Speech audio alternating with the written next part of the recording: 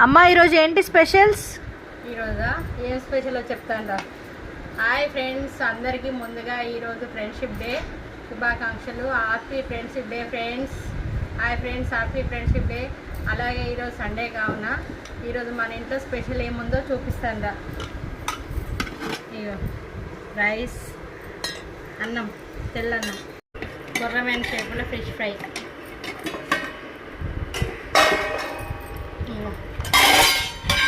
chicken curry,